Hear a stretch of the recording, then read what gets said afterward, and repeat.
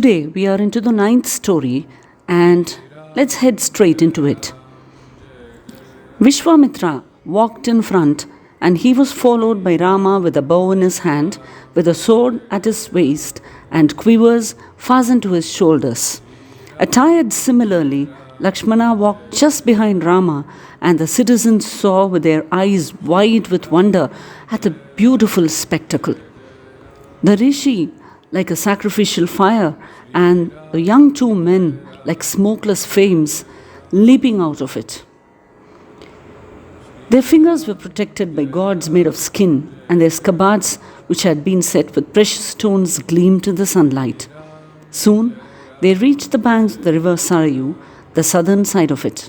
There, in a very sweet voice, Vishwamitra called out, "Rama." There was a wealth of affection behind it. He said, "Child, fill your palms with water. I'll teach you the mantras, Bala and Atibala. Once you know them, neither hunger, nor fatigue, nor thirst will trouble you while walking with me, and there will be no trace of tiredness bothering you when you walk this long distance to the ashram. You will not be at a disadvantage if the Rakshasas should accost you when you are tired.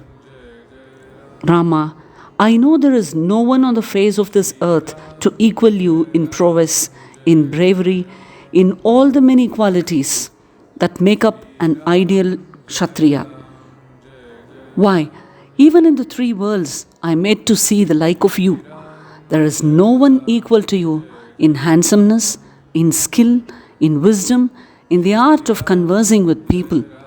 Fortunate indeed is Dasaratha to have you as his son, and I am fortunate too that you will be with me constantly for a while. As for these mantras, Bala and Atibala, they will make you respected by everyone in all the three worlds. They are the daughters of Brahma. I know that only you are worthy of learning them. Listen to me carefully and learn the mantras." Rama touched water and meditated on the Lord with great humility. He then learnt the mantras from the rishi.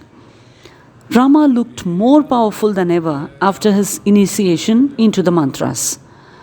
The young men then paid their respects to the great man, as was the custom, and they proceeded to make the preparations to spend the night on the banks of Sarayu.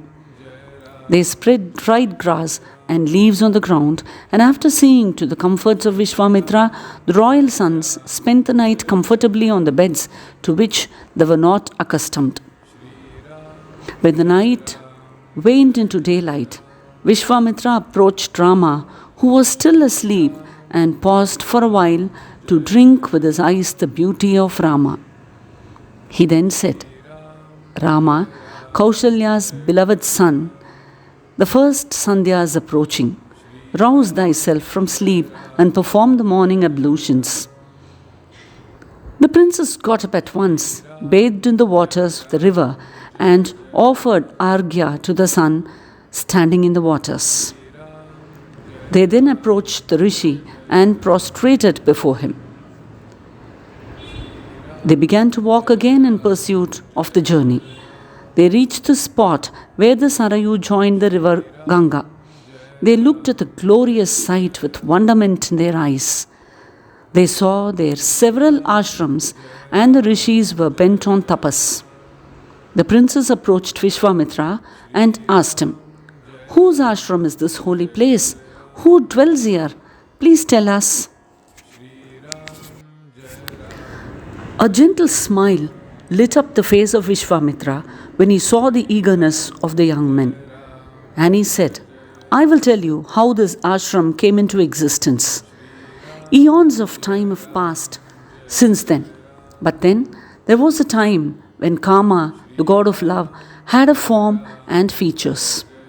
Once Lord Mahadeva was performing tapas here. He had lost his wife Sati, and with his mind filled with anger and sorrow, he came here all alone and was absorbed in meditation. Parvati, the daughter of Himavan, was serving him. The Devas were desirous that he should wed her, since Parvati was Sati, born again as the daughter of Himavan. The gods had been told that the son born of them would be the commander of the army of the Devas. Indra asked Kama to go to the neighborhood of the spot where Mahadeva was, and he was asked to aim his arrows at the Lord. When Parvati was standing before Mahadeva, he had just opened his eyes, and Kama thought it was an opportune moment to shoot his arrows made of flowers. The Lord was hit, and he turned to see who had the audacity to do this, and his eyes lighted on Kama. Mahadeva was furious, and he opened his third eye, the eye of Agni, and burnt Kama. Kama was, from then, without a form, and is now famed as Ananga, the formless one. The spot where his ashes were wafted to is known as the country Anga. As for this ashram, you must have guessed that this is the spot where Kama was burnt to ashes, and these rishis are all disciples of Mahadeva. It is rightly named Kamashrama. Let us take you to the rishis there. They will be pleased to see you both, and they will bless you. In the place where the two holy rivers become one, let us spend the night, and we will cross the Ganga tomorrow. After purifying ourselves, we will enter the ashram. The rishis, who knew all that had happened in the past and who could look into the future beyond the veil of time, knew who had come to their ashrams and were immensely pleased. They welcomed Vishwamitra with great affection, and they were thrilled to see the young men who were so humble and so gentle in their speech and in their conduct. The guests spent a happy time in the Kamashrama with the rishis, and Vishwamitra entertained them with stories about the many spots which they were to visit. See you all again with the next. Thank you for being with us.